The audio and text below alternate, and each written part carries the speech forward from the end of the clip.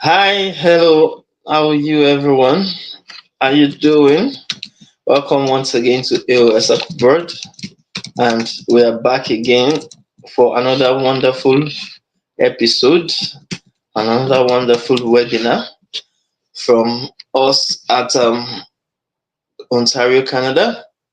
So without wasting much time, I am Aziz Shudiru from Ontario, Canada. Let us know where you joining us from. Let us know your name. Let us know your location. I am Aziz Shudiru from Ontario, Canada. Welcome, welcome everyone. Really appreciate I can see some people joining us already, both on YouTube and on StreamYard. Really appreciate you joining us today. So today is kind of I would say more or less different from for those of our clients that are kind of joining us. We have a guest speaker for those that are on our YouTube channel who are joining us publicly. Well, I know you may have been used to us for some time before I started having most of the webinars. You know that we always invite some guest speakers to actually, you understand, educate us on some of our webinars. And today is not going to be different.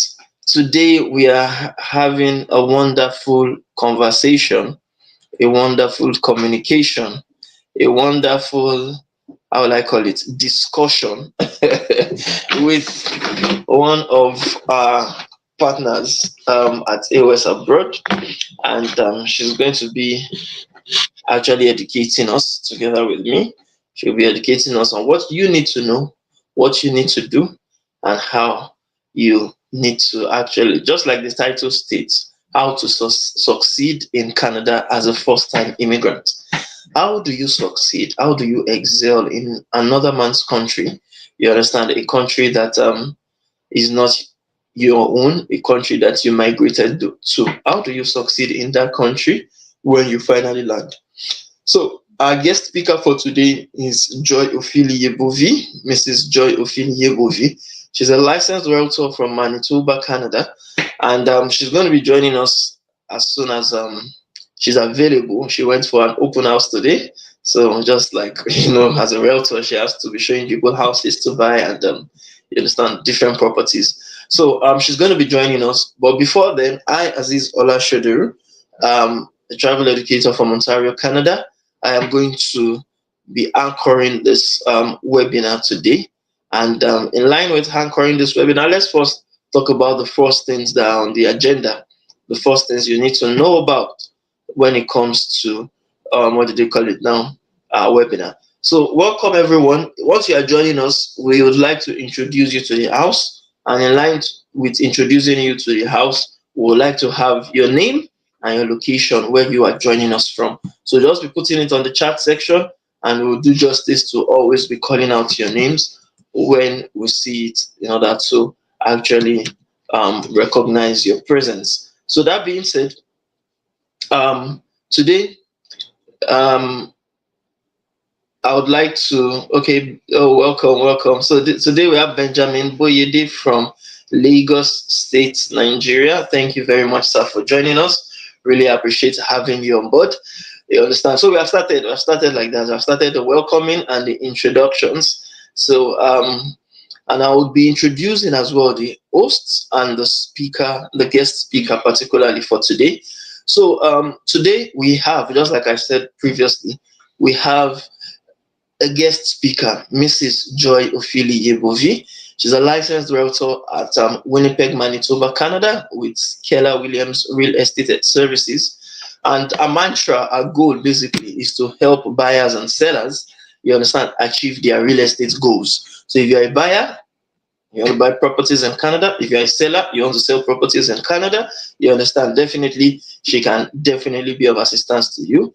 She's also a Nigerian, just like me, and she has had 10 years plus experience in the industry. You understand, ranging from interior design, UX and UI, project management, marketing, and also business administration. So definitely she can always be of assistance to those who actually seek help. She's one of our partners, and as you know, it many times we always bring some of our partners for those who have been actually following us for years now.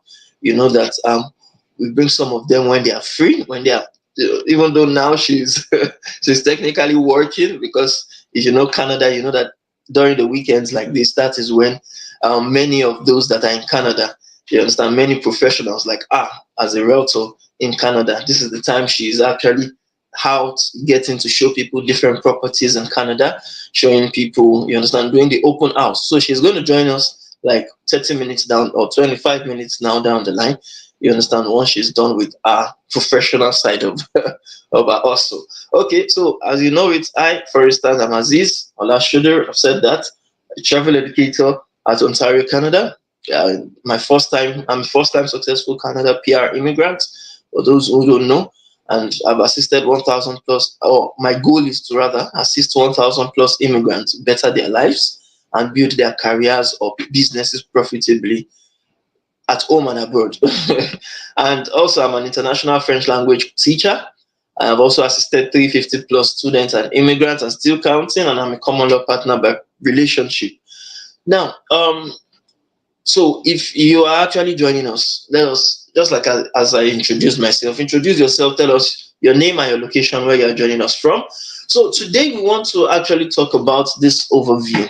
Today's webinar is centered on this overview. For those who are clients that are joining us, this is going to be one of your live sessions. For those that are joining us from outside, this is a webinar for you to actually learn from. So firstly, we want to talk about the immigration basics. What exactly is immigration and how can you get to learn about what immigration is all about? So today we want to talk about the basics of immigration. Oh, thank you, sir, Mr. Chinedu Kasmi from Lagos State, Nigeria. Thank you. Really appreciate you joining us. Okay, I have some people on our private chat messages as well, like Mrs. Munirat Momo from Lagos State, Nigeria. Okay, cool. So let's continue. The second thing we'll talk about is settling in Canada. For some of you that you have been selected, for instance, through our services or through federal government, the federal government draws of Canada, or maybe Quebec skilled worker program or provincial nominee programs, you need to know how to settle well in Canada. For many of you that want to actually get jobs, job economy also, you need to know about job economies in Canada. How to, okay, thank you very much. I see Mrs. Owosheni. Thank you for joining us. Where are you joining us from? Where is your location? We'd really appreciate that. Entrepreneurship in Canada is another thing we're going to be talking about. We'll be talking about financial planning and banking in Canada. We'll talk about understanding the Canadian tax system, the budgeting and cost of living in Canada. We'll talk about social integration tips. We'll also give you closing remarks and Q&A sessions. Even though, yes, if you have any questions as we are taking it, you can always be asking your questions without actually waiting on the Q&A sessions. So, as I said, I will start with some part of the webinar now. Whilst our guest speaker will join us later on the live session. Now, let's talk about immigration facts. This immigration fact is one of the major facts I think when I was coming into Canada, I got to learn about. As simple as it is, as simple as it looks, sometimes people don't know this, and it kind of makes a huge difference later on in life or later on in their relocation to Canada. You understand? Welcome, Mrs. Onoba from Lagos. Really appreciate you joining us as well. Now, according to the Canadian website, according to Statistics Canada, immigrant status of persons, when they say a status, that means this is the standard that has been approved by the Canadian government. You understand? And it's not just the standard that was approved now, it's standards that have been approved since, as they say, March 21, 2016. This is a simple thing. You can just type immigration status of persons in Canada. It's going to bring this page out on Google. Now, what is the definition of an immigrant status? They said an immigrant status refers to whether the person is a non-immigrant, an immigrant, or a non-permanent resident. Now, they said, what of persons? Persons refers to an individual or a unit of analysis for most social statistics programs. Now, the thing that I want to actually discuss more is not the definition, but the derivation of that definition. They said this variable can be derived from responses to survey questions on landed immigrant status and citizenship. They now said persons who are Canadian citizens by birth and non-immigrants. So if you are a Canadian citizen by birth, you can't call yourself an immigrant. You are someone that you are a Canadian. Like, take for instance, I remember when my sister, or let me say my niece, came to Canada, and she came as a visitor, but she gave birth to a child. You understand, in Canada. Now that child, even though she was the one that gave birth to that child is a Canadian citizen by birth. So the child is not an immigrant. The child was given birth to in Canada. So that child, as soon as the child was given birth to, they have given the child the birth certificate, and after some time, they give the child what we know as what the Canadian citizenship certificate, and also the Canadian passport. So the child, even though she gave birth to that child, and that child just spent like a month or two in Canada, the child has gone back with the Canadian passport. But that does not mean that the mother will get Canadian passport. She still went back as a visitor. You understand? So that is one thing that they want you to know. A Canadian citizen is never an immigrant, number one. Number two, they now said persons who are or who have ever been landed immigrants or permanent residents are immigrants. Now, that's the second thing I want you to know. That is where they said, who is an immigrant in terms of the Canadian standard? An immigrant is a landed permanent resident. You understand? Hence, the word international migrant comes in. Like me, for instance, I am an international migrant because I migrated from Nigeria, which is in Africa, a continent, to another continent, North America, Canada precisely. I'm an international migrant. I am an immigrant in Canada. Do you understand? Now, they now further explain. They said persons who are Canadian citizens by naturalization are also immigrants. See, for instance, if I stay in Canada for 3 years, you understand, and I apply for citizenship, the fact that I become a Canadian citizen, you understand, by naturalization, still means that I'm an immigrant. I am just a citizen already of that new country, but I am still considered an immigrant in that, you understand, in that country. Please understand that. Now, moving on, there are persons who do not have Canadian citizenship and who are not landed immigrants or permanent residents are non-permanent residents.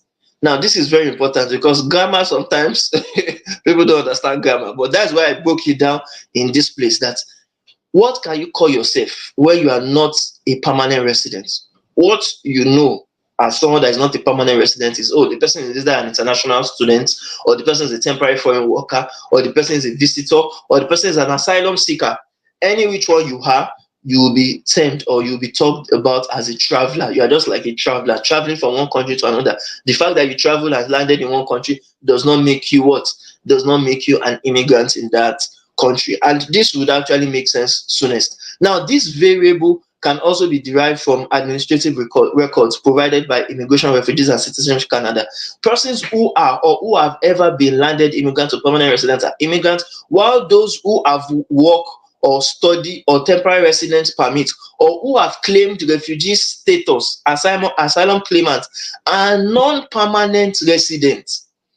This is right from what Statistics Canada website, and also IRCC has also confirmed that. So if you come into Canada as a student, as an international student, you are not an immigrant. If you come into Canada as a temporary foreign worker, you are not an immigrant. If you come into Canada as a visitor or you even seek asylum, you are not, based on what the Canadian website states, you are not an immigrant yet. How do you become an immigrant? Or what is even the benefit of someone that is an immigrant versus the person that is not an immigrant? That takes us to this next slide of the next basics of what we need to learn today.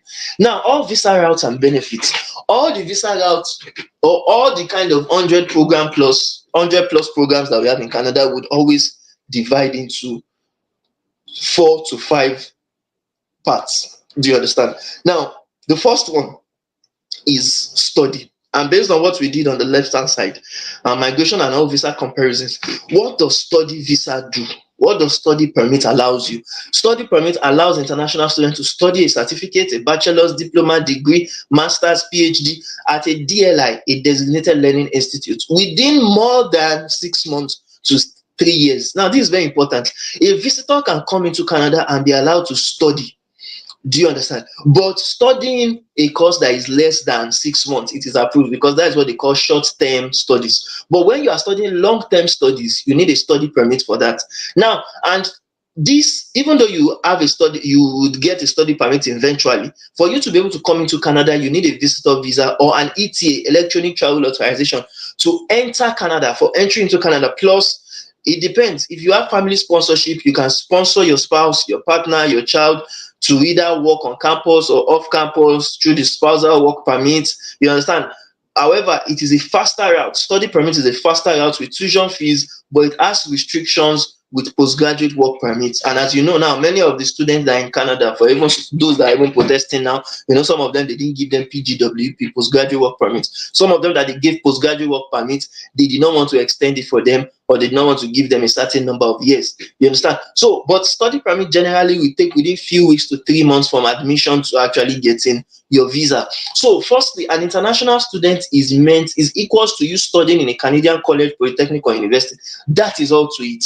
It's just like they are protesting in Canada, saying that, okay, they came to study, what they gave you was study permits. They did not say you come here permanently, or you stay here permanently. Now, secondly, work permits. Work permit is for those who receive a valid job offer with or without a labor market impact assessment, LMIA, and who obtains a fast temporary residence visa. They need either visitor visa or ETA as well to enter into Canada, but it is at the port of entry they will now give them the work permit, and they can now go through the pathway to permanent residence through PNPs, provincial nominee programs, and so on, express entry, and so on. But it may be challenging for people to actually get, you understand, a job from outside Canada quickly. So that's the thing. Now, when you are a temporary, when you are coming through work permit, you are a temporary foreign worker. That means you are to come into Canada to work for 1 or 2 years at most, because contracts are always given on a 1 or 2 year basis. Most times, it is not always more than that. It is that you may now just be allowed to renew, but most times, especially what is happening in Canada now, many people protesting that they are not renewing their work permit, is because you are not an immigrant. They consider you as someone that will come here to work temporarily and go back to your home country, because you have signed it on the application when you were writing that, yes, you are coming here temporarily, not permanently. Now, why is this important? For us to be able to know what is currently happening in Canada and how you can succeed. If you want to be a traveler, yes, choose any of these first three that we are talking about, or 4 parts that we're talking about. But if you want to be an immigrant, then you need to choose what will make you become an immigrant. Now, visitor visa, TRV, is also known as the temporary residence visa. That is one that allows you to enter Canada as a visitor for up to 6 months, you understand, or more. And it is for a worker or for a student. Both workers get visit visa, both students also get a visit visa, but they will just get a work permit in addition to what? The temporary residence visa. But visitors will just only have the temporary residence visa, and that one would not allow them to be able to study or work. If they want to work, they need to get permits.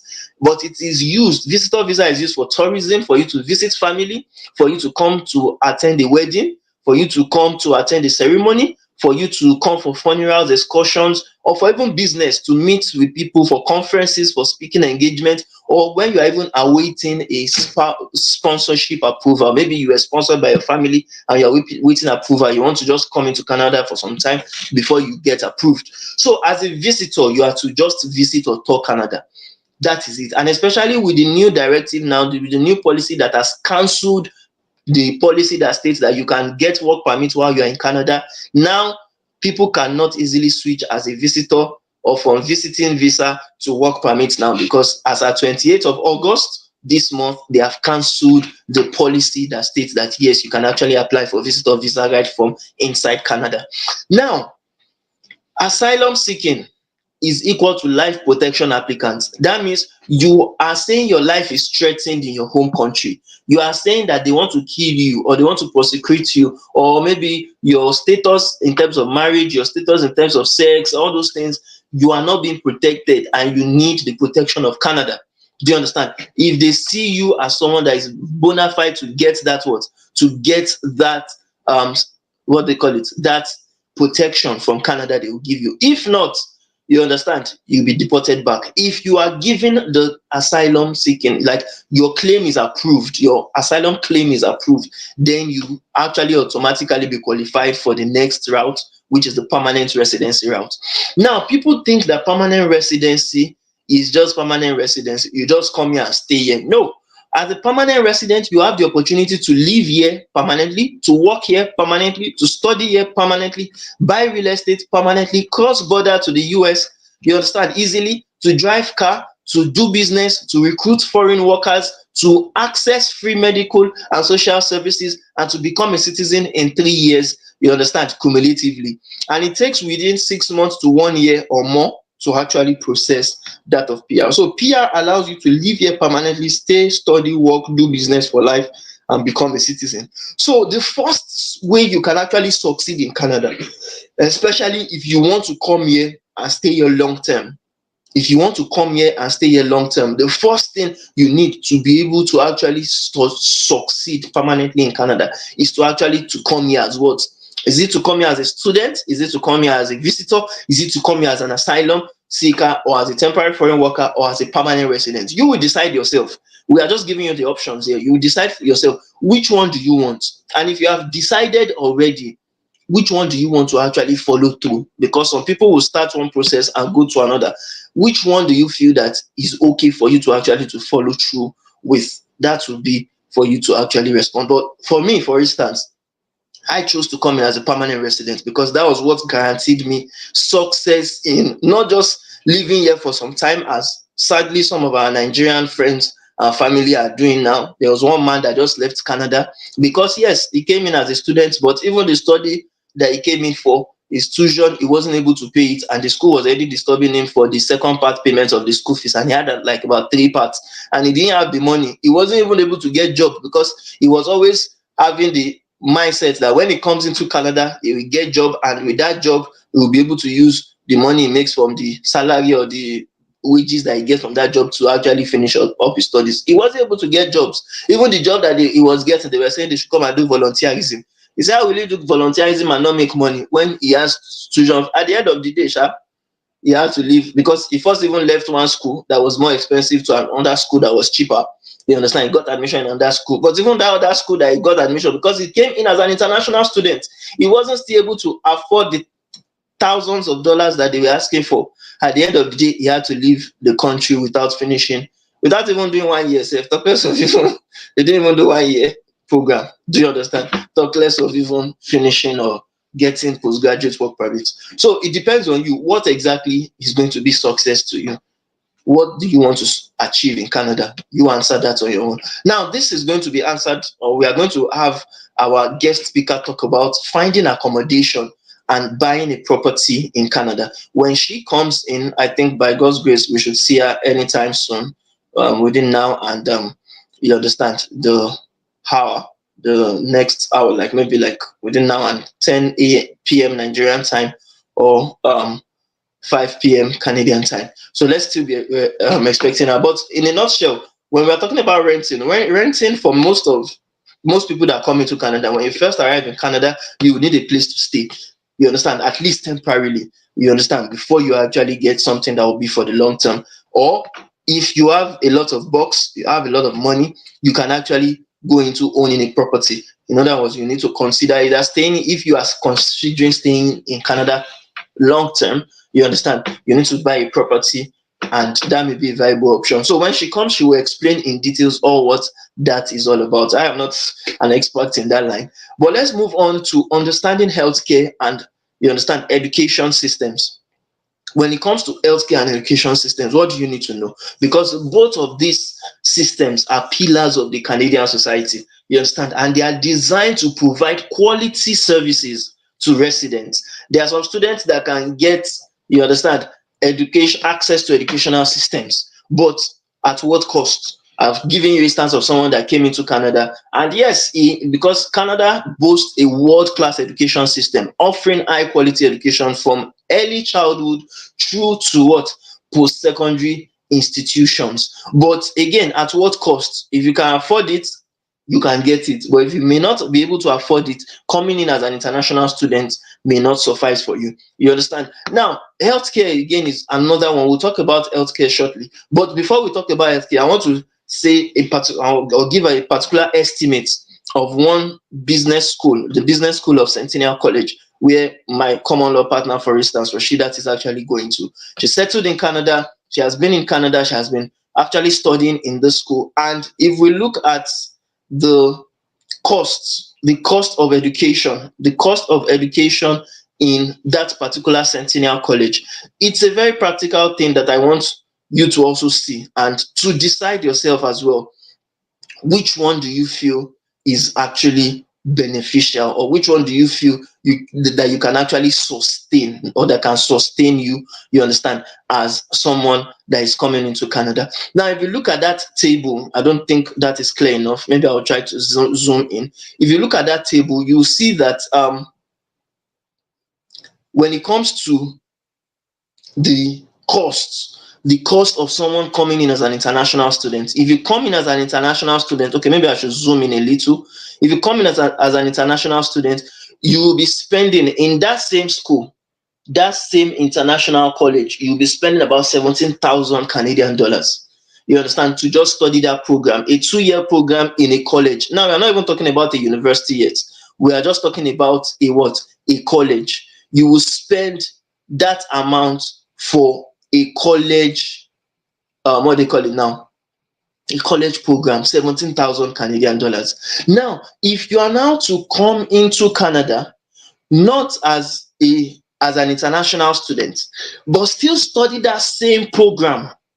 Do you understand? That same program, there's nothing different in the program. It's not that the person that pay 17,000 Canadian dollars will be given preferential treatment than the person that pay the Canadian style or the Canadian amount of $3,219.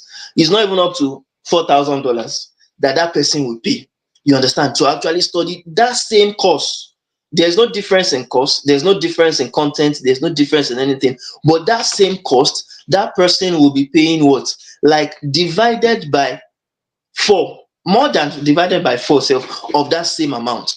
And this is a practical example of even someone who is my common law partner that is actually studying. She's studying, and the government of Canada, again, it doesn't stop there. It doesn't stop that, okay, she will now pay the 3,200 and Canadian herself. No, because she's not working, because she's a student, because she came in as a permanent resident. Do you understand? She was able to actually get support from the government again to actually go to school. She got support by some tax benefits like GST Canada, which are paying her almost every month, $170, $325. You understand? Like on the 5th of July, she got $170 from the government. GST Canada, August 2nd, $325.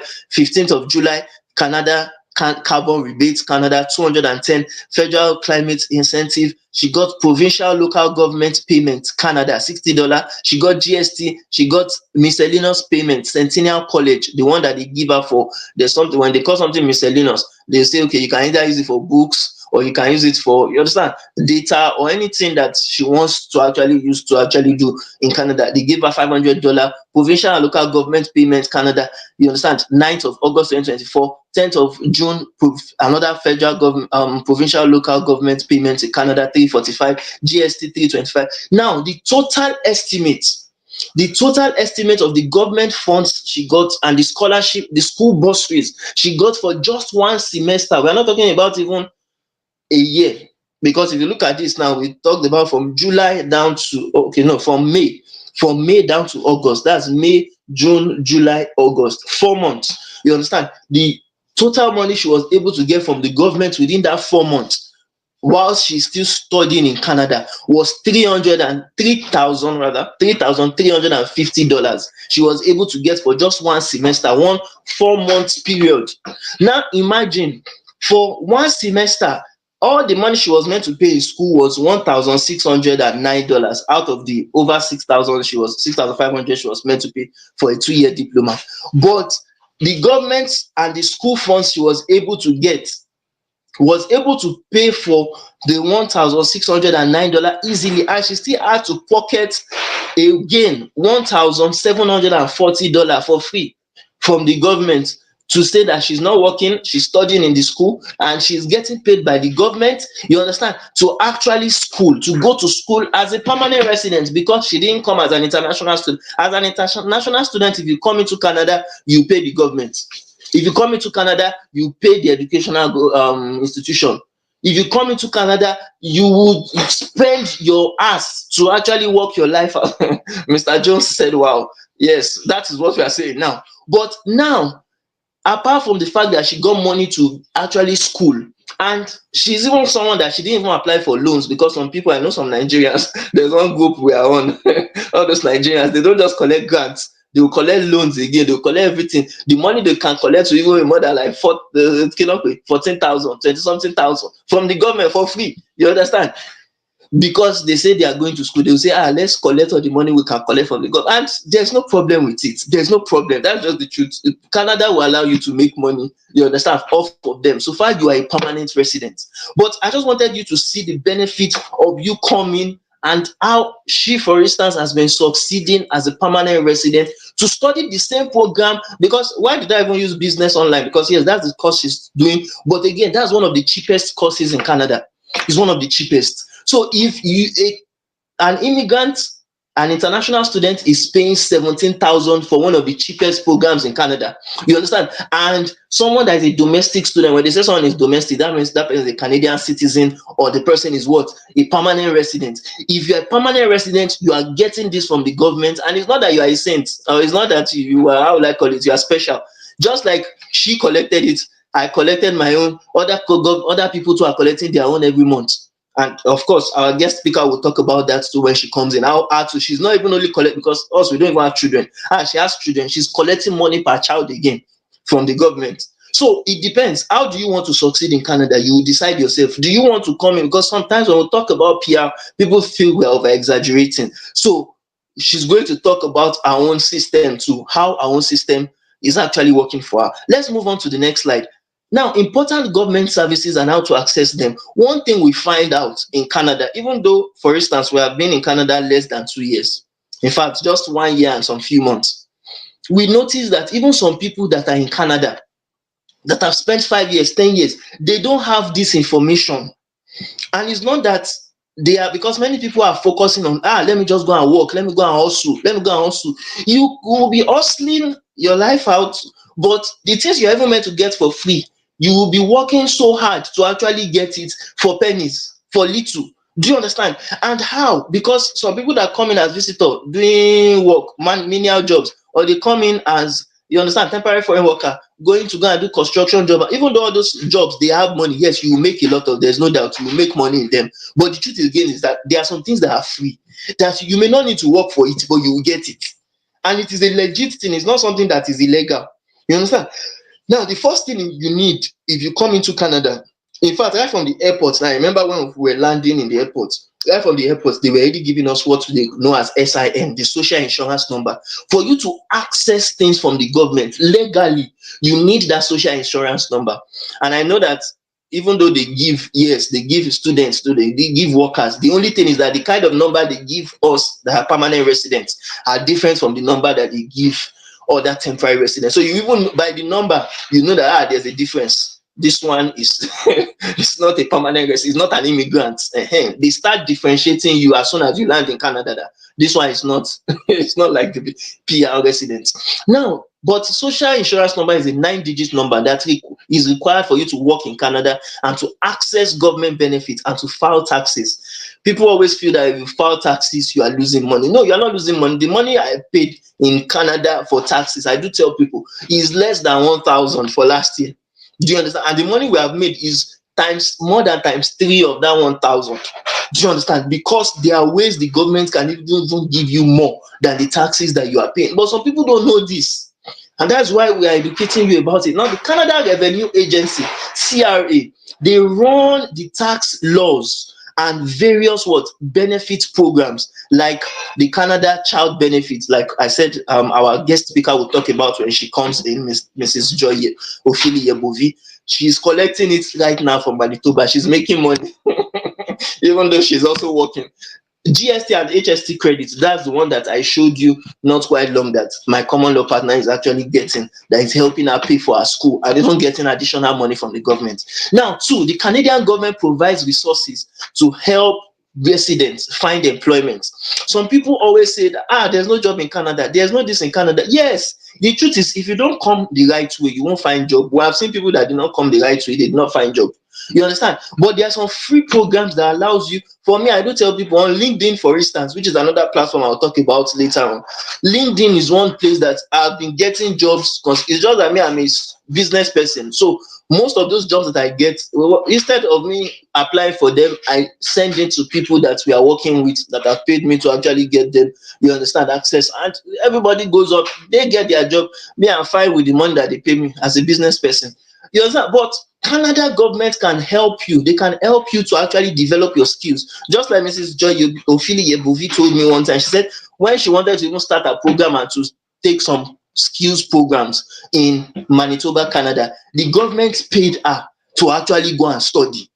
She will still talk about it when she lands. Don't let me say it before she comes. She will still talk about it starting like that. And it's going to the Canadian government. If you're a permanent resident, they will also ensure working conditions via job search assistance for you, employment insurance for you, that if anything goes wrong whilst you're working for a government or for a company, you understand, God forbid someone loses his arm or someone do something one way or the other, there's insurance. Or even when you don't even have a job, you become jobless. You understand? If you become jobless, with the employment insurance, the government will be paying you to actually what? To actually be within the time you are looking for a new job, to actually be surviving, to be, you understand, your cost of living and stuff like that. Now, skills trade and development is another thing government of Canada actually supports people for.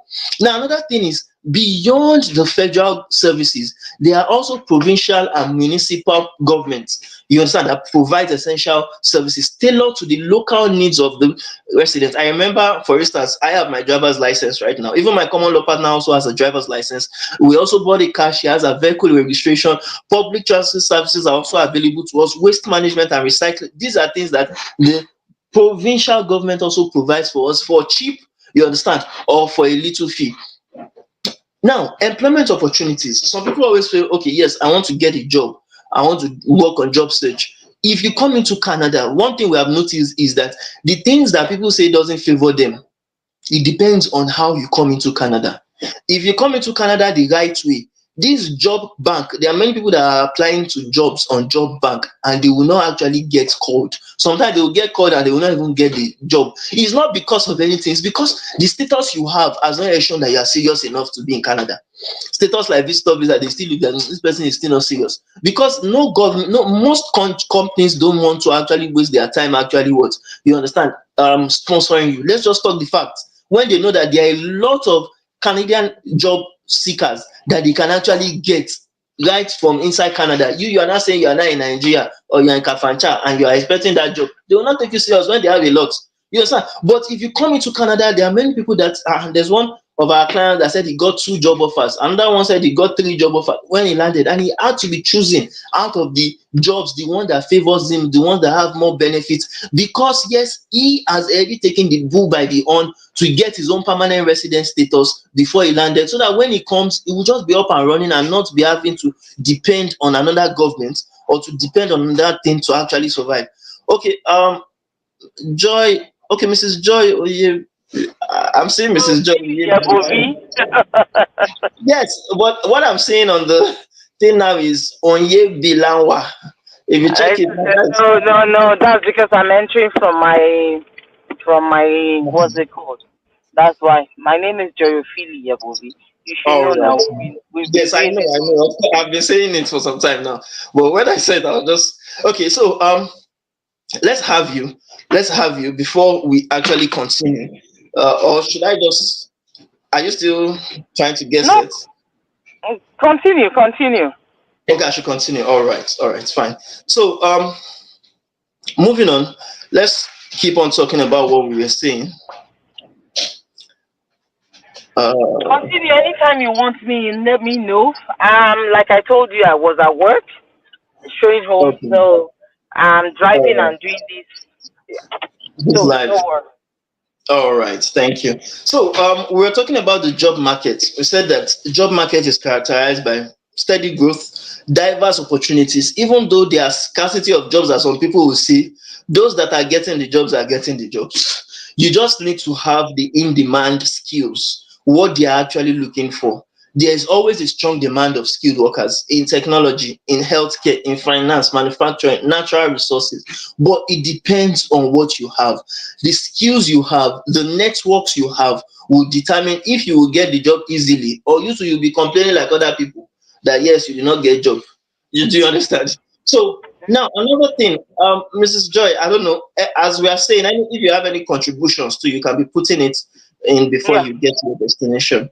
All right. yeah. So another thing we wanted to talk about today is entrepreneurship in Canada. There are lots of issues about the fact that there are lacks of jobs for some people, and I do tell people many a times, if you think like a solution provider, you won't see the obstacles in Canada. Rather, you will see the benefits, you will see the advantages, you will see the opportunities that are available. Do you understand? And one of the opportunities that are available that I for myself have seen in Canada firsthand is business opportunities. There are a lot of Mm, businesses you can go into. There are a lot of things that you can do that people lack in Canada. That if you not only even in your own communities, not only even okay because you are from Nigeria community, other people from other communities can also benefit from you when you land in Canada. Now, there's a particular instance of one of our clients that we just actually worked with this week. Just this week to actually work on 28th of August 2024. We just worked with him to create his first business in Canada. And this is someone that is still back home in Nigeria, but he already has a registered business in Canada, Apexio or Apex IO agency. I think some people say Apex IO, some people say Apexio. Anyone, he is a digital marketer, is someone that is into online marketing. In fact, I have used him and I can attest to his proficiency.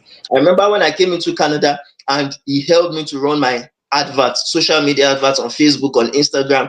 We had about 5,000 email subscribers. But today now we have over 120,000 email subscribers by the virtue of we working with him. And he's someone that he doesn't even have an office. He works from, he's an home-based, you understand, entrepreneur. So some people always feel you need big money, you need like millions to start a business or hundreds of thousands to start a business. If you look at the Ontario Business Registry website, I remember when I came last year, June last year precisely, I registered my first business as a sole proprietor. You understand? With $60.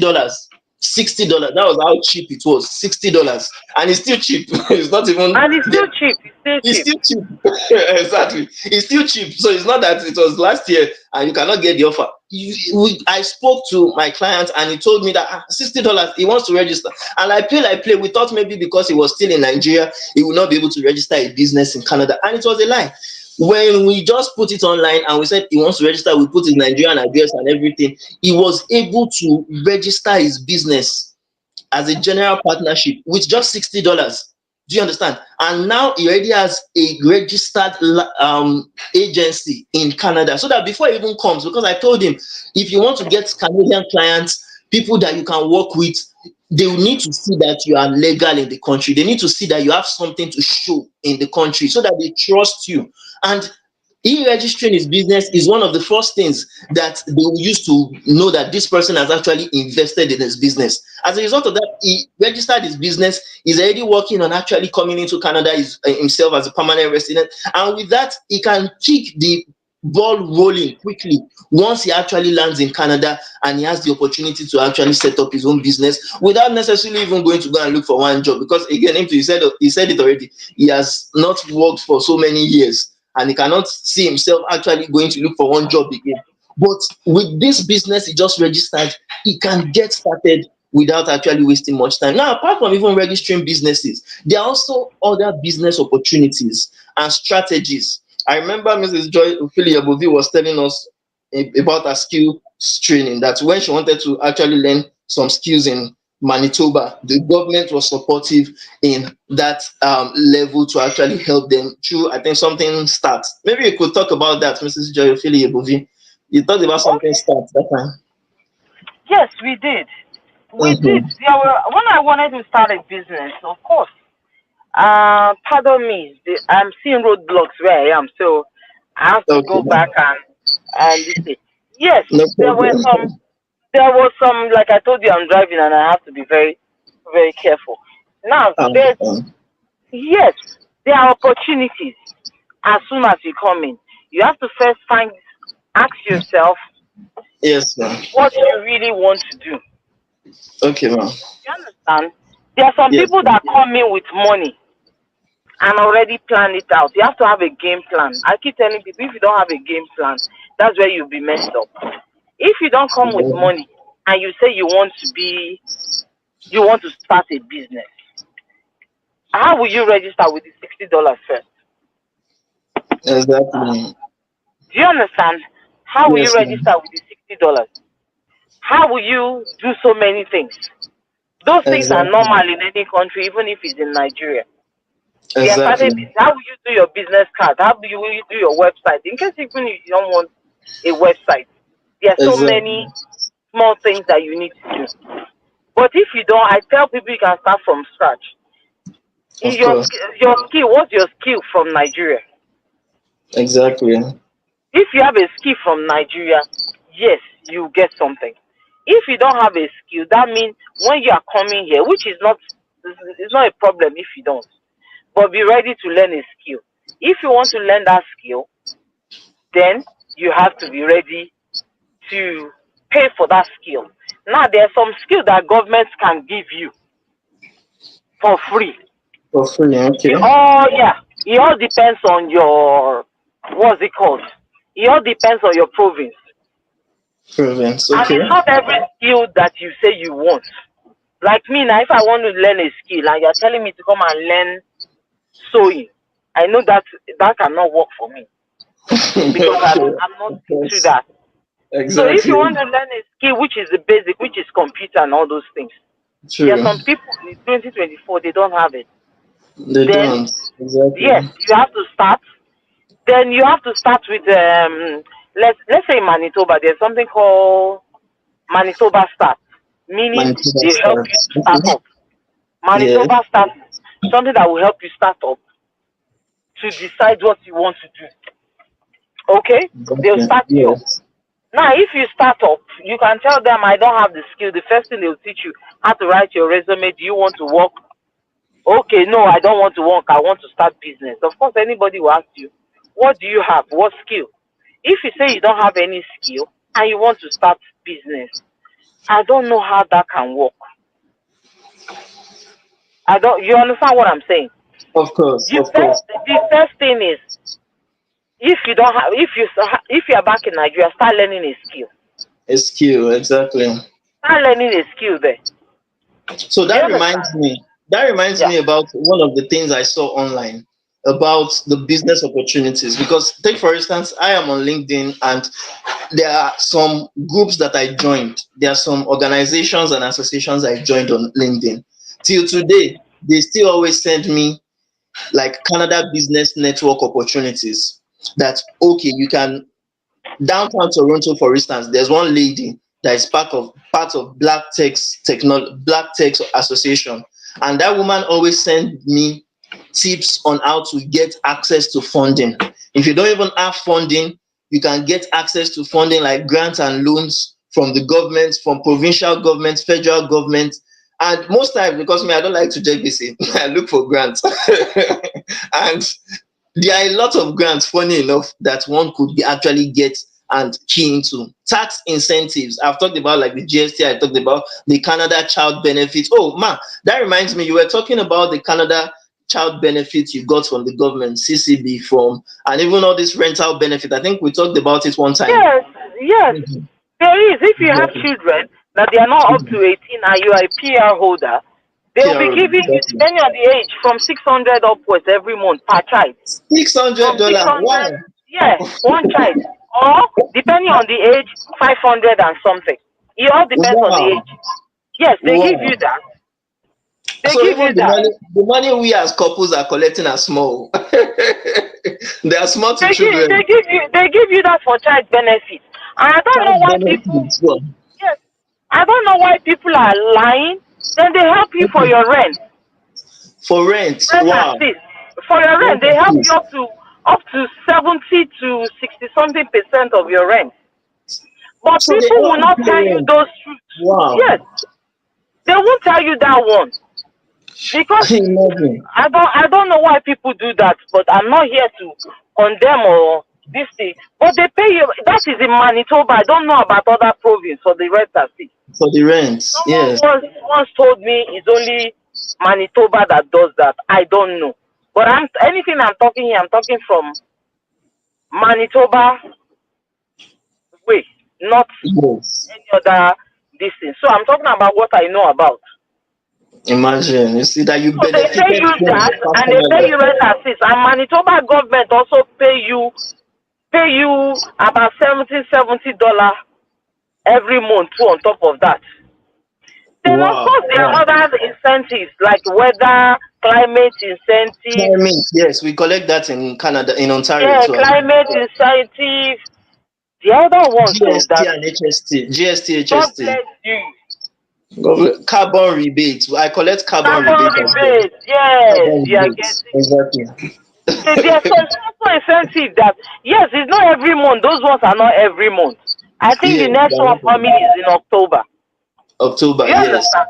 Yes, those Yes. are some benefits you get as a permanent resident, As a not as permanent a resident. student, or Not as a student, exactly. not Exactly. as a student, not as a work permit.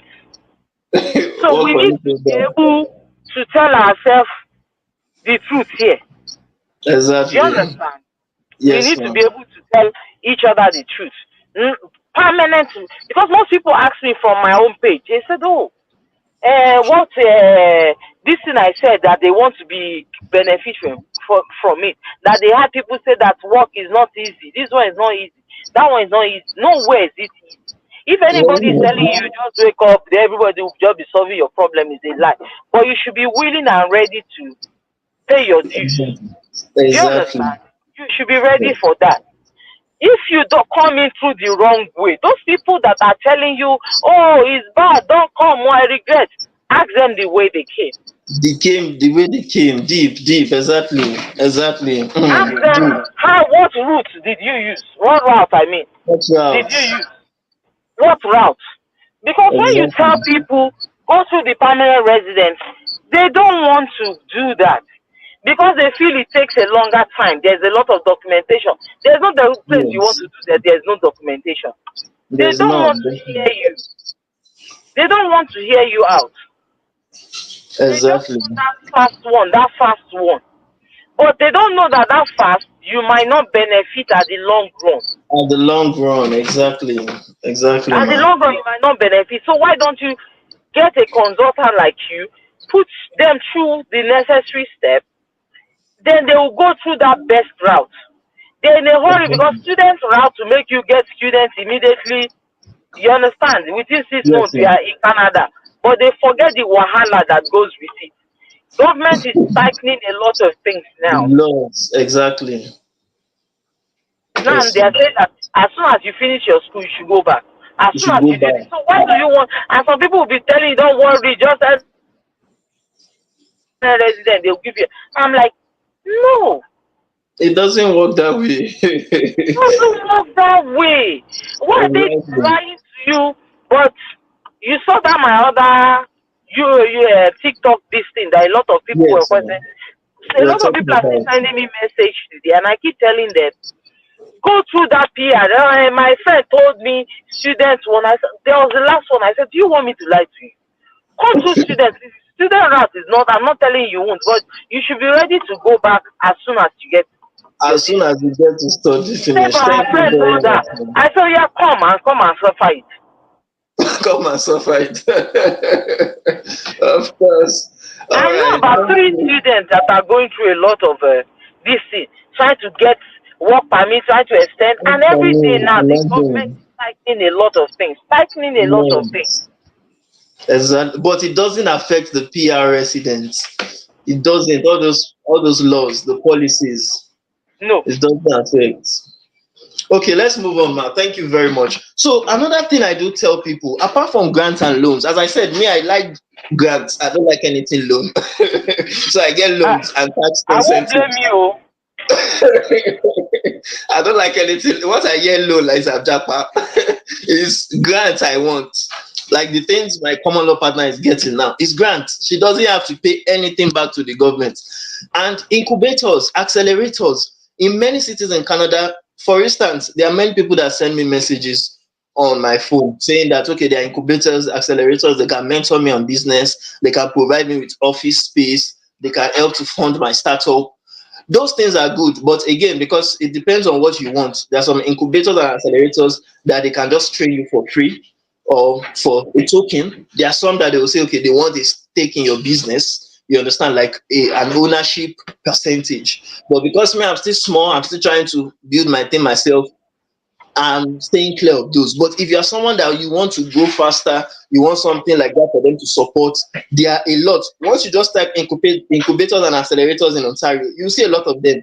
Incubators and accelerators in Manitoba, there are a lot of them that you can actually access. You understand? From now, another thing is financial planning and banking. We have talked so much about yes, how to actually get started, how to get a job, how to you understand start business. But when you are coming into Canada, you may not really have any bank accounts yet already. You may not have any, you may not really understand how the banking system works. And especially the credit system. That's another thing we want to talk about. There are some major banks in Canada that kind of dominate the financial landscape, and they call them the big five. When we're talking about the big five, we're talking about RBC, the Royal Bank of Canada, TD, you understand, Toronto Dominion Bank, Scotia Bank, that's the Bank of Nova Scotia. We have BMO, you understand, the Bank of Montreal. We also have CIBC. Now, these are the five banks, and all these banks actually have things in common. They have like checking accounts that you can open, savings accounts. You can even open joint bank accounts, foreign currency accounts, and there are other tax-free and tax-deferred accounts. All those ones that people always talk about: RRSP, REP, RASP, and the rest of them. TSL. There are so many. I can't even talk so much about that. I'm not an expert in that field, but I want to Mhm. tell you that there are access to you starting up or creating your account. And in terms of creating accounts, many times it's kind of pari passu. They talk about you establishing and maintaining a good credit score because it is crucial for your financial health in Canada. Well, there are a lot of ways people do go about it. People always say you need to get loans to be able to build your credit. Some people will say you need to get credit cards to build your credit. I've heard quite a lot of that. And in order to succeed in Canada, to have that financial success, especially if you are someone that are going to be reliant on, you understand, other people's money, OPM, you may need to actually go into that. I'm not an expert in that, but I'm just telling you that to succeed financially into it, I remember even my common law partner here, Rashida, she has 803, you understand, CRS points. I say CRS, credit score. Do you understand? And the beauty of it is she was able to actually generate this credit score within a span of less than, you understand, 1 year after diligent, you understand, and diligent planning and actually using the many advantages of the credit system, many advantages of the financial world. And it may even shock you that she doesn't even have a credit card. And I do always tell people many of this that, oh, how was she? The next question people will always ask is how was she able to get up to 803 without a credit? You understand? Card. That's where again financial knowledge is all about. But I'm not an expert. I'm just saying that if you want to actually succeed in Canada financially, you need to start making use of some of the accounts when you Mhm. land in Canada, not when you are still in Nigeria, but when you land in Canada, if it's to get a checking account and you know that you'll be diligent with making use of it, not getting loans that are more than what you can bear, not actually, you understand, getting in debt quickly, or you understand, not being able to take your eyes off some of the offers they will do, because again, that's another thing. There are so many juicy offers. Maybe we can talk about that, how Yes, they yes. would instigate you to actually get some of their Mastercards, some of Yeah. their how will I call it? Before you know it, you may be going into so much debt. But if you are diligent, if you are, you understand, not how will I call it now, you are principled, you can still set, because okay, see credit score now, there's credit score of 300 down to 900 score, and the lesser credit score you have, the lesser your chances of even getting accommodation. We have seen a lot of times that if you want to get an apartment to actually live, they tell you that you need to actually submit your credit score, and if you don't have a good credit score, it may deter you from getting an accommodation, because this is a system that is based on how disciplined you are financially. So if you are not Are you talking disciplined about enough, renting? yes, about rent and even Well, well, in property Manitoba, purchase. if you want to rent, they Okay, won't ask you for your credit score in Manitoba. they won't If you ask. want to Oh, rent, okay. they won't ask you for, because especially if you're a new immigrant, nobody will ask you for credit score. What they will ask is for a reference, A someone that will reference. reference that. Good, Yes. good. Now that is if you are looking for a house, they will always want someone that have lived here for 1 year. And most people are scared of referencing somebody because sometimes human beings are funny. So most Exactly. time I will advise people to look for apartments. Those Okay. apartments, I'm talking about Manitoba. Anything I talk about here, speaking from Manitoba. If you rent Manitoba. apartment, depending, there are some apartments that they will tell you, oh, they will give you 1 month rent free, but you must Okay. sign 1 year lease with them. With them. Some Okay. they give you 2 months free, but you must sign 1 year with them. The good thing about that, if you are able to pay for that, pay the rent for 1 year, most time they always hook you up with 1 year anywhere you go to, is you get Okay. that 2 months free.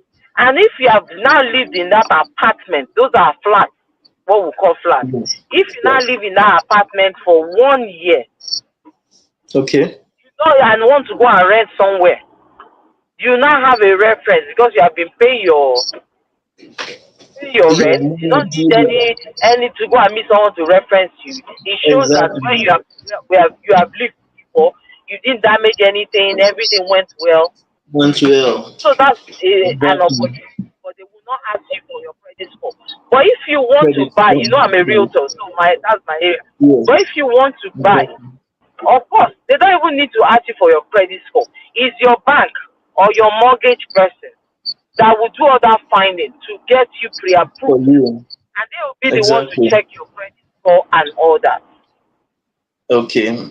Well, that's nice. You see, that's why we need to be having these discussions, because there are different disparities when it comes to people and their locations. Because some people would say things and it's just going to be particular to their own province. Like, see, that of credit score I'm talking about. I that am still in the renting stage now. I have seen it firsthand where they are asking me about my credit score since, like, I've been here. Anybody that wants to give me a house or anything would ask me what of my credit score. And sometimes even the credit score, if it is not as much as what they want, they will not tell you plainly that it is due to the credit score or due to one thing or the other. They will just say that you are not qualified. And because of that, you may not get the house in Ontario here. So that's a very good disparity that you need to Yeah, also take note of. We need to take note of. Now, moving on, we were talking about the financial planning and the banking system. Moving on, we're talking about Canadian taxes now. In line with the financial planning, people need to, because again, I've seen something, especially in the Nigerian community, sadly, that some people have been in Canada 2 years, 3 years, and they have not paid taxes. They are running away from what? taxes. They will Yes, meet it in front. You know, they, you cannot hide from Manito. You cannot hide from the government. They you think you can't, you can't. cheated. But it's funny. It's funny. Some of the organizations, or how will I call it, associations or groups I hear people say that, oh, I came into Canada, I'm a PR, I did this for 2 years, I've not paid any dime to the government. And I would just be wondering that why do people lack the right insights on knowing how to succeed well in Canada? Because They that is don't one of know the nothing. reasons You see that thing that they think they have. they think they are smart. Oh boy! You see that thing Because that they think they are smart. exactly. Eh? Wait, Eh? they will wait. Oh They Lord. wait Oh because God. Oh some of God. them Oh are God. qualified for citizenship now, but they can't get citizenship because they didn't pay taxes. Don't Now they worry. are That's what I'm saying. They will, it will be them in front, and they it will will make pay them it. in front. And Exactly. they will even end up going to, what's it called? They might even, it's against the law, it's It's illegal. against the So law. Exactly. they might enter, what's it called, jail term. Jail term, and that will really affect their stay in Canada. It will affect a God. lot of things for them in Canada. So, my people that are watching this, one of the first things you need to know in order to succeed well in Canada is your income tax. If you are working for someone, you need to understand that Canada operates a progressive income tax system. So, meaning the more you earn, the higher taxes you actually pay. But the beauty of it is that filing taxes, you need to first know it is mandatory, but it is straightforward if you have the right preparation. If you don't know how to go about it, there are always what we call CRA approved tax software that you can use to file your taxes online, or just like some of us do it, you can consult a tax professional. I am not a tax professional. People do advertise. You can see a lot of tax professionals on the Canadian website that are licensed, approved to actually help you with your tax systems. I Another know thing is someone to do it for me. I just paid them $40. If you go to the bigger companies, exactly they will charge you more. But I knew I was not into all that math things all and all that. that. So I just, Exactly. me and my husband paid $40. And you know You what? see? In Manitoba, I don't know about other province. There's something called the tax return. Tax returns, yes, yes, ma'am. Yes, at the end, It's after filing also my tax, I was given almost 1,700 back. wow, wow, that's much. Oh. And my husband that is not here, he goes and comes, was giving almost $600 back. See, that is not even in Canada full time, permanently. Imagine. Yes, he got paid Wow, almost $600 imagine. for So the tax return. my So people, people you look have to forward to that tax return a lot. exactly. The beauty is that you get paid to live in Canada with that money. You get paid to actually be in Canada. But people don't understand. They feel that the taxes is just a one-sided thing that you just pay to the government and the government won't pay you back. No, in most cases, you get paid as well from the government. There's something they call the federal taxes and the provincial taxes. The federal income tax may be different from the provincial, or they may be the same depending on your province or the territory you are. It varies based on location, but you have to know that the tax brackets are very important. I remember when I first came into Canada, I familiarized myself with the current tax bracket that we have in Canada in order to understand my marginal tax rate. But I wasn't aware of how I can take advantage of the deductions and credit systems. I wasn't Even aware. if you are in church, if you're a taxpayer, or you pay for Exactly. something in church or offering, you know you can collect your receipts from the church. When From the it's time for church. tax, you file Exactly. it. They You will give find you it. back that your money tax return. The money that you paid in church. Imagine it's Yes. similar to mosques too, and even all these other religious centers. You can get paid. That's the beauty of what people don't know. I attended one tax function. There was one webinar one lady did. She was actually our tax professional. She did that webinar and she explained that we could actually get 4 or 5 different tax credits from the government, and most times it can actually span up to like 6 months within the year that we are going to be getting monies from the government. We first thought it was a joke. We thought maybe she was whining us. Do you know that as a business person, Yes, ma'am. Yes, in ma'am. Manitoba, do you know that even if I take friends out, I collect receipt, I have to put it. I'm in my You have car to now, put let it, me you show you. see? Let me Okay, show you. ma'am. Wait. Uh, Imagine. okay, there it is. This is where Okay. I put, if I buy fuel, Buy fuel, you put it if I exactly. If go I and buy buy fuel, wine, if I go and buy wine, if I take friends yes, out, I put it as business expense. If I, expense. like this place Exactly. I went to now to show a home, I bought fuel, I put it in this. You see? By the time of next year for tax this thing, For I'll tax put it as a filing. business, they will return all those Business things back. expense. They will return the money. So my people, Even you in have my house, as a business person, to I'm using my house. They want to know yes, the ma'am. square meter of the place I use as an of office. of the So use, that they will exactly. deduct. They will deduct for because of they will return it back for what I'm Okay. using there, for the internet I'm using. Exactly. Everything they will return back. They'll return Now it. as I'm a business person, that one I was just starting. Now, as a business Okay. person, I know a friend that collected almost $10,000 $10,000 from CRA. Wow. for tax return. From tax returns. Yes, Wow. because she's running an NGO or something, something. So there are a lot of expenses Something. she was doing. She got almost 10,000, if not 10,000. Almost 10,000. You see, so my people, don't shoot yourself on the leg when you are in Canada or coming to Canada and feel you don't want to pay the Canadian taxes. If you know how to actually get taxes back from the government in terms of returns, if you know how to actually work on the tax credit. I remember when I was talking about my tax professional, she said we could collect money. We were thinking it was a joke. The money I paid to tax was not up to 1,000, but the money I've been collecting has been more than 3,000, almost times three of what I paid. And the beauty of it is that they will see me as someone that, yes, I'm a self-employed, though I'm still a low income earner. But with that, they will see that, yes, this person has been diligent in paying taxes, and it's going to help me in the future when I want to seek as a citizenship to actually get the citizenship very well. Just like Mrs. Joy said, you have to know how to keep your records, maintain the records of all your incomes and all your expenses and deductions for at least 6 years in case you have an audit or in case they need to actually ask you to provide something, so that you'll be able to actually get all those tax credits and returns from the government later on. That is how you can succeed well in Canada without having issues with the government. Even international students, I know of someone that is an international student that worked during his time with different companies, and because he has to pay taxes, now they are reviewing his tax returns and all the money that he was able to get from the government. And if he is not able to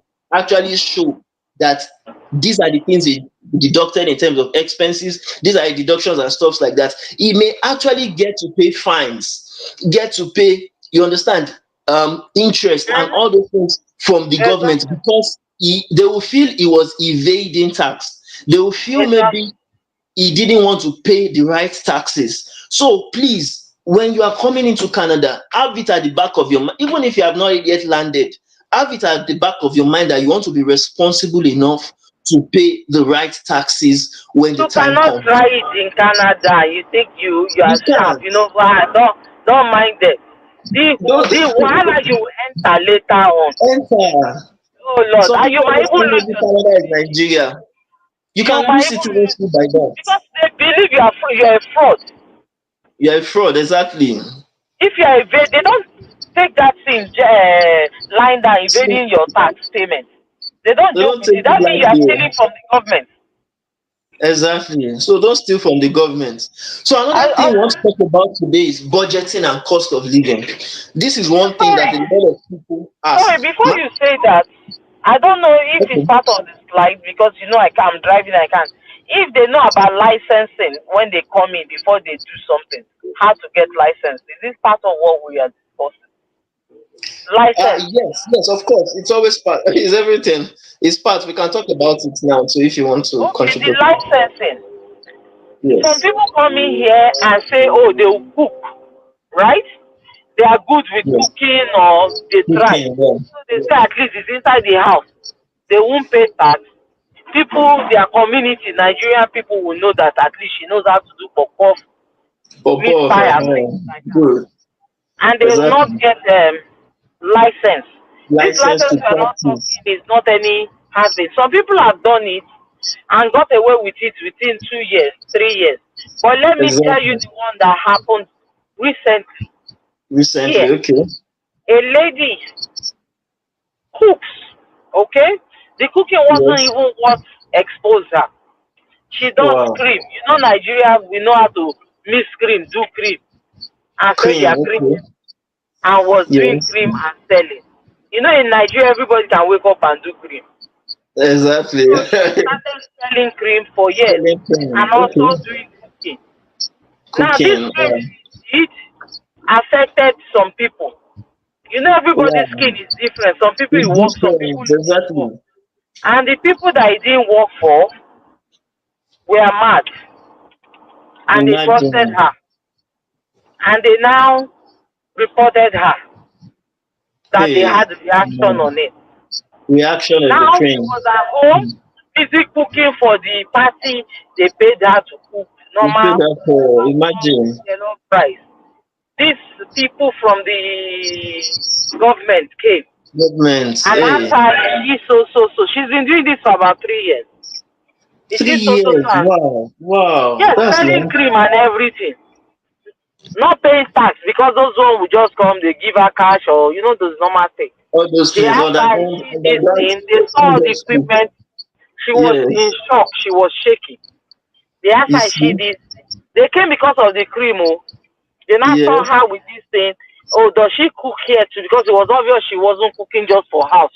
For They herself. saw the Exactly. said yes, she sells food. I think Uber Eats came to collect something or something. So Uber they now Eats. asked her. They were writing it down. You Now see? she's in serious problem. Now she's facing jail term. Jail time. Imagine. Serious jail term. Imagine. Everybody's using her for an example here. She You didn't see? have the You see? handler for food.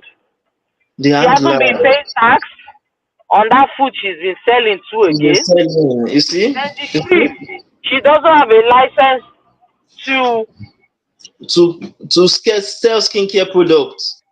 sell skincare products. So Imagine. that is where, Imagine. but on top of it, they find On, that she's not paying tax on top of it. on top. So that's about three solid crimes. Crimes. The Charges lawyer, are the against her. lawyer told her that, Madam, this one is not even prayer. It's not That prayer. it's not only this one because you are just on top of it, you are invading tax. Yeah, That the evading amount you tax. end up paying, those money she thinks she gained, She gained, exactly. the amount she will pay because they look at from when she has started. Started. They will She curate will pay all everything that to tax. date. She will pay all that tax. Then she will go to jail term. That the lawyer told her that she should know that she will face a jail term no matter how To much they face try. jail. Imagine. You see? That the minimum time she will get in jail might be 2 years. 2 years. Imagine. Imagine. So if you are doing food, those things that will affect people, Exactly. please just get a handler. It's not a big thing. You just get that thing to show that Exactly. Thank you you are very much allowed. about. Thank you Please, very much if you about know what you you are said. doing things for people consumption, please Yes, sir. make sure you know the places to help getting. Help get Nigeria, exactly. Canada is not Nigeria. It's not. Oh, it's not. It's not Nigeria that you think, oh, I can just do it sharp, sharp. Nobody will know. Yes, you can do it and get away with it. This It lady is. got away with it for over 3 years. Now, she's going to pay a lot of fine. On it too, Imagine. she will not pay. Jail She will term. not You pay go for jail jail term. term. And that is if she's lucky. She's even. I think she's a citizen now. If she was still on PR, holding of PR, They will deport her. then Oh. they will deport her. They will deport her. Imagine. You see? So, my See, people, this file I told you. yes, yes, Look at about all the receipts. You see, the every receipts. receipt I put. It's Good. good to let people know because most time they think you are joking, you are lying. Don't worry. Exactly. So Nigerians can be so gullible. All they want is fast, fast. Fast, fast. All right. Thank you very much, ma. So we were talking about that of licensing, and I saw that yes, we added it, or we added registering a business part Sorry, of what did the you say? conversation. I said the business, like the licensing you talked about, the licensing you talked about. Okay, I will say I've gotten home. I'll say you give me 5 minutes to use my computer and enter via my laptop. No problem, man. No problem. Take your Okay. time. So, people, we were talking about. She was talking about licensing, and I said we should just show you some things, like on the Ontario Business Registry website, for instance. If you want to set up a business, like the example that she gave, the instance of you setting up a food business. This is the website of Canada Business Registry, Ontario Business Registry. When you want to know if you need any license, is this number 5? Because it's number 4 we showed you how to register your business online. But number 5 is if you check if you need licenses and Okay. permits. It's as easy as you just going to this BizPal website. On the BizPal website, that is the website that is in charge of business permit and license information. You can just click on, depending on the location you are or you want to be. If it's Ontario, you can click on Ontario here, or you launch the BizPal and just search. If you are in maybe Brampton, for instance, Brampton, Ontario, click on Brampton. Okay, not language school, because I think I've done it before. I've seen my own. I see that me, I don't really need any license. But if you are into foods, for instance, food, things related to what she said, just look for food, beverage, and okay, tobacco merchant seller. Okay, no, this one is wholesale. Specialty food stores, cheese manufacturer, no, people that are preparing food. If you are looking for catering and other food services, and you just click on search. When you click on search, it will show you the kind of licenses you need to operate that kind of business. Business number registration number one.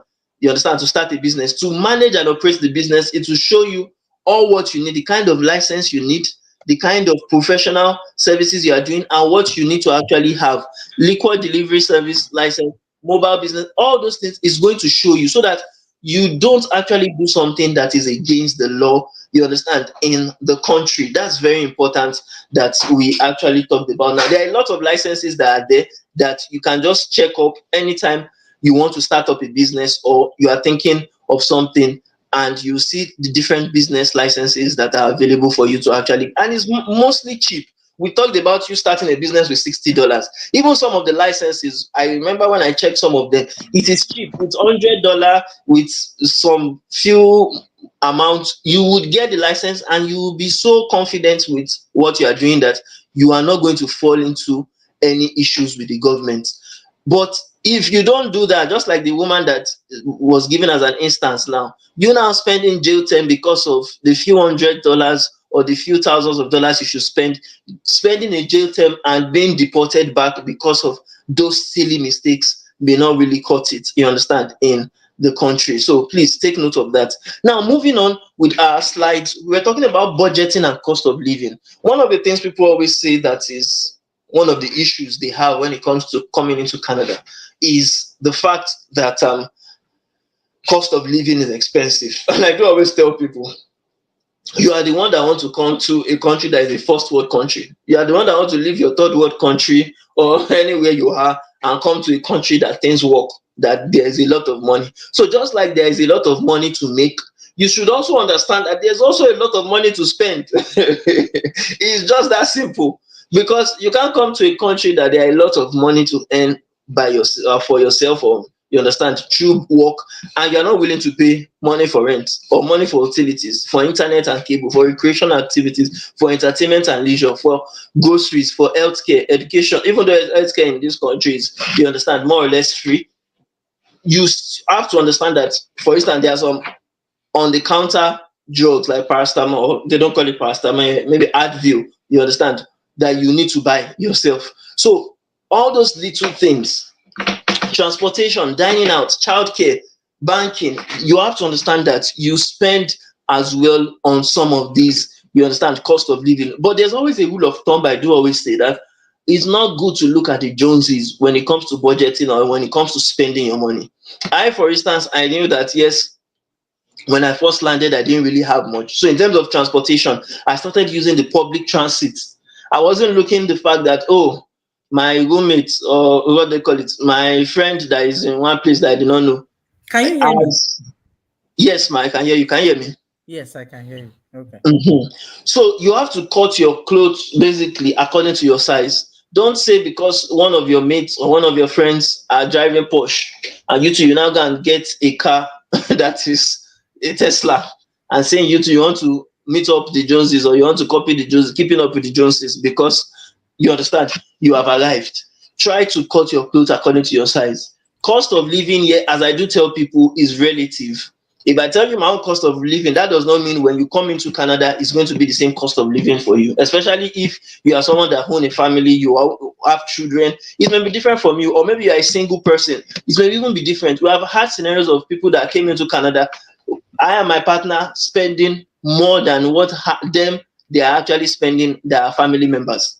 Do you understand that they have like children? And again, similarly, I've seen situations of one person, one guy coming into Canada and spending more than what I and my partner are spending, you understand, on a monthly basis. So it is really, really relative to your own region, to your own city, to your own lifestyle choices. One of the reasons why I didn't go to downtown Toronto to live is because I know rent and things there are quite expensive than staying in the other areas like Brampton and, you understand, places. And even though we are still looking on even going to the far end or maybe like all this like Niagara Falls, all these places, because we can get things cheaper there. So you have to go to where you'll be treated best. You have to go to where you are going to spend less or where you feel the opportunity lies. Some people, there are always trade-offs. If you are going to far north or far west, you may not be able to get jobs easily in some of those localities.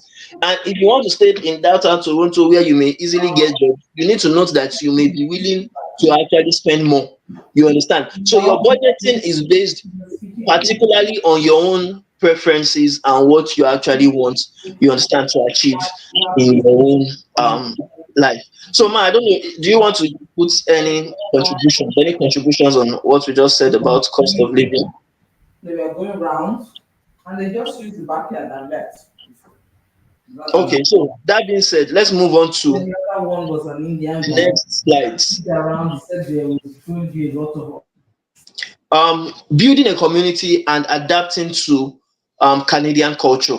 You need to understand that when you are coming into a new country like Canada, you should be willing to be what? To be flexible.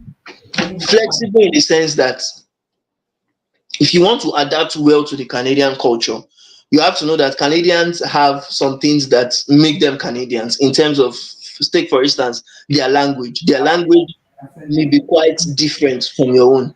Do you understand? English and French is, I've seen some people in Brampton, for instance, that they just come into Canada and the only language they know is Hindi. The only language they know is Urdu. And those people are going to be the same people that will be complaining that there are no jobs. How do you expect to get job in an English speaking country when you cannot actually speak English? You see, the communication will be different. It will be difficult. So in that line, you may not easily get job. So learning English and even crowning it up, some people crown it up by learning French as well. Many jobs that I, for instance, have gotten access to on LinkedIn is not based on the fact that yes, I get masters or PhD, even though I don't even have masters, I don't have PhD yet. It was just based on the fact that yes, I'm a bilingual. I have mastery of both the English and the French language. I'm able to converse, and it's not compulsory that you are like a native speaker of French. But you just being able to communicate and them saying that yes, you can flow with a French person that works up to a particular company can make you get the job faster than someone that can just speak only English. Because yes, you are a bilingual. Because yes, you have something more to give than that person that just has what English language proficiency. Now, another thing is to get involved in community, you understand, activities like volunteerism, join clubs, join groups, participate in community events. There are a lot of events that they do everywhere. Like in Brampton, we know a lot of places where you can go, and in different public parks, you see a lot of people doing different activities. People say Canada is boring, but most times I do tell people if you are involved in one community or the other, you may not really get bored than someone that is not involved in that in other communities. You also have to be able to build relationships with neighbors. There are a lot of people that can actually even support your business. I have had that privilege before, that my neighbor supported my business by the virtue of me actually building a relationship with the person. Do you understand? So it is not compulsory that okay, because Canadians are people that okay, they do not really relate with you, and you too will not relate with them. If you relate with them, if you talk with them, you may actually get someone that will support you. You may get someone that will assist you by virtue of just building a long-lasting relationship.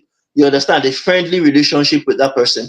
Now, another thing is to embrace diversity. You have to know that Canada is a multicultural society. You understand, they have a lot of differences in terms of what?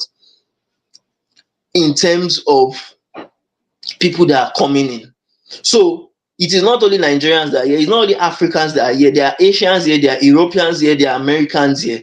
Do you understand? So you have to be able to understand the diversity that, okay, oh, this place, if I just know that, yes, there are Muslims and Christians in my own country. You have to know that yes, in their own country they have Hindus, they have people that are practicing Taoism. They have people that are practicing, you understand, Buddhism. They have people that are practicing so many religions. So, in line with you joining your own religious organizations, be willing to respect their own diversity, be willing to respect their own culture. The Indian culture, for instance, respect it. Do you understand? The Somali culture, respect it. There are different people with their different cultures and the different ways of life that they actually, you understand, have in this place. Another thing we will talk about is adapting to the Canadian weather. There are different ways many people are adapting to Canadian weather in this country. I see some people that the way they are adapting to Canadian weather, especially as they are permanent residents, is that they leave the country when it is cold and they come back when it is warm. That is one way to adapt. It's a very simple way to adapt if you have the money to afford. You understand? That luxury. If you have the money to afford, you leave when it is peak time and you come back when, yes, the weather is beautiful and yes, everyone is happy to actually, you understand, party. But if not, again, you can actually dress for the weather. There, you having to invest in appropriate clothing, like, you understand, cold winters, you need to get coats and everything that would help you. You need to also participate in seasonal activities, activities in the winter seasons and also in the summers, in order for you to be able to what? To meet up with people, to enjoy the local culture of people, and to actually get to connect. Because sometimes even the jobs that you want to get, even the businesses you want to start, if you don't connect with people, if you don't relate to people, you may not get that opportunity to actually start that job, or you understand, to get that opportunity to, you understand, be linked with the right people. So you need to be able to adapt with people. You need to also adopt cultural norms and etiquette. Something about Canada that I've noticed is that the punctuality is there, especially from the native Canadians themselves. I'm not talking about the immigrants that came into the country, but the native Canadians love punctuality. The more punctual you are, you understand, the better you are going to actually relate with them well, and they will see that you are serious. If you are not punctual, if you are not polite, if you don't greet, you understand them, and you are someone that, okay, the mentality of Nigeria is that when you are queuing, for instance, you go in at the front of the line, you have problem in Canada. You have to start from the back of the line that you were able to have access to, not that you now go and cut someone at the front. I remember when we are driving and we see a lot of people cutting from the front. Most times when you see people that are cutting, you would already know that these people are the immigrants. And that's one of the things that kind of differentiate the Canadians from the immigrants, because they will see that, oh, this is someone that is not from our own community. This is someone that is not civilized enough. Sorry to say that, but it's the truth. Because when you come to a setting that is organized, you have to organize yourself. But when you come to a setting that is organized and you still want to be doing or having that same mentality, be doing like that same person that you are from your home country, then I don't think you have been able to benefit from their own civilization. Now, tipping is another thing. I remember in Nigeria, sometimes when you get to a restaurant, it's not necessary for you to tip. It's not even necessary for you to tip as well in Canada. But again, it's a good gesture that they would really appreciate when you actually tip. It's not by force. If you don't have the luxury, you may not. You understand? But what we are just saying is that it is a good habit. It's a good doctrine in the service industry here. Is seen as a standard that if you give like 15% or 20% of what you purchase to the person that actually served you, it may actually go a long way. Now, invitations. Many times we get invited to different places, different, you understand, community functions, and you have to actually honor people's invitations so that they would feel that you value them. You understand? And it's even polite to take small gifts if you are invited to someone's home or RSVP, just like it is done in some of the other locations elsewhere. It's good to also go to some of those locations and show your support for the events that are actually going on over there. So, before we round up, the resources and contacts. Some people will ask me that some of these informations, where do we get it from? Where can they also get it from? Where can they actually learn some of these things from. Immigration, Refugees and Citizenship Canada, IRCC's website, ircc.canada.ca, is a very good place, or Canada.ca is a very good place for you to go to actually get some of the things we talked about when it relates to immigration. Service Canada, servicecanada.gc.ca. If you want to learn more about social insurance number, you want to learn more about, you understand the benefits you would stand to benefit when you actually get into Canada, you understand, as a permanent resident, and some of the things you can apply for when it comes to actually, you understand, enjoying your stay in Canada as an immigrant. Service Canada is one very good, what they call it now, platform or very good website you can actually go. It is funded by the government. It is something that it is a website that anything you see there is more or less legit. Do you understand? Because people always ask that where can they get legit information and, you understand, have access to the right information. Those are one of the places that you can get the right information without, you understand, getting duped or scammed.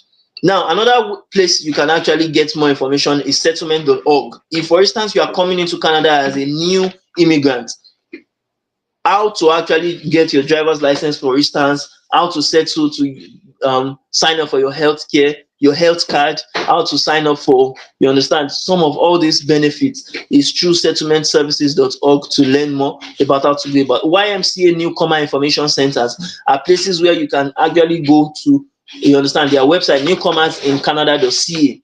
If you want to get jobs, you want them to support you to actually get agencies, recruitment agencies that can support you to get jobs.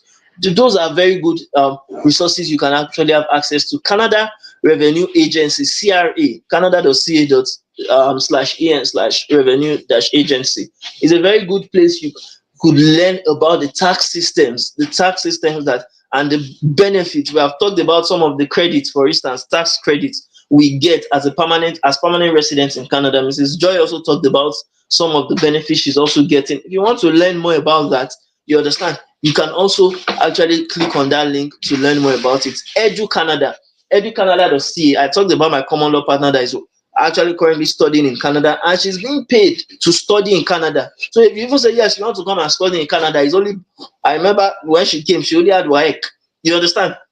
But now, by the virtue of the educational credentials she's actually getting, she'll get a diploma from it. So if you want to learn more how to actually study in Canada, educanada.ca is a very good website to go. Volunteer.ca, if you want to also volunteer, not get paid, but have that so-called Canadian work experience. That work experience they always ask for people that want to enter into the job market. You can volunteer there and get that Canadian work experience as soon as you land in Canada. Legal Aid Ontario, for those that are in Ontario, legalaid.on.ca is a very good website that you can also learn more about what you need to know about the law, you understand, and the regulations in Canada.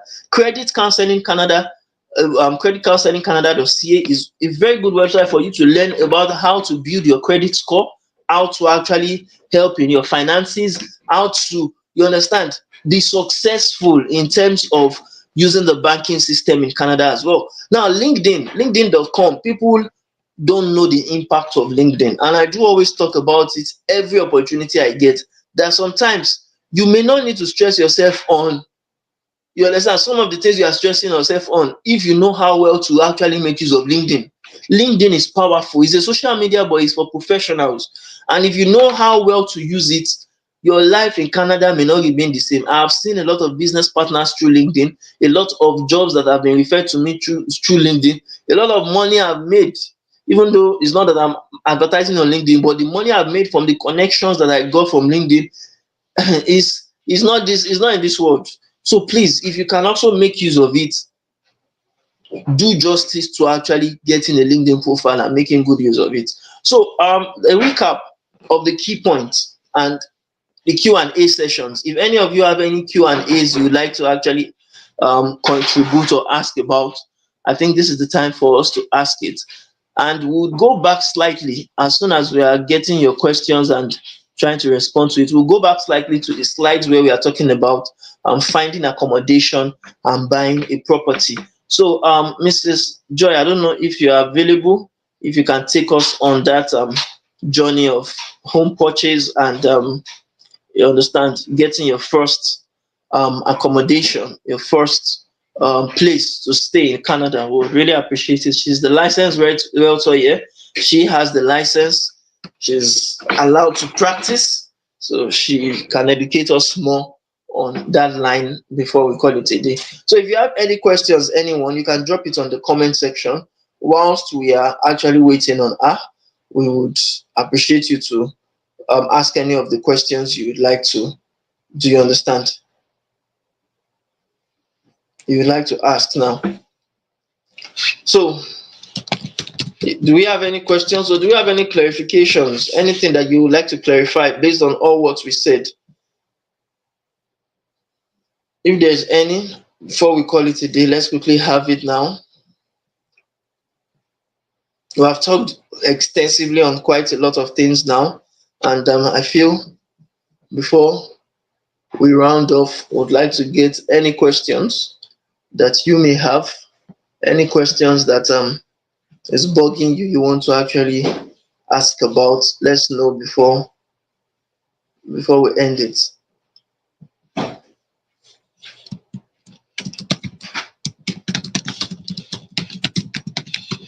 Okay, so um, if we don't have any questions, thank you very much, everyone, for joining us. If you want to actually reach out to us later on, even after this webinar, you can always book a clarity call with us on aos.name.ng/5 minutes, and we'll do justice to responding to your query, your questions. And don't forget as well that you can as well go on our website. Do you understand? Check us out. What we have, aos.name.ng.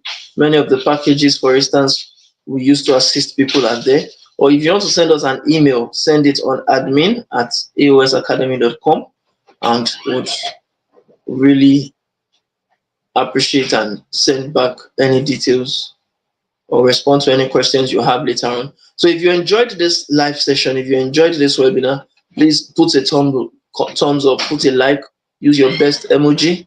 You understand? Share with your friends and your family. Let more and more people be aware of this, and also join us later on for our monthly webinars as and we share from our experiences and from our own what they call it, knowledge. So that being said, thanks very much once again for joining, everyone, and we do hope to see you in our next live sessions.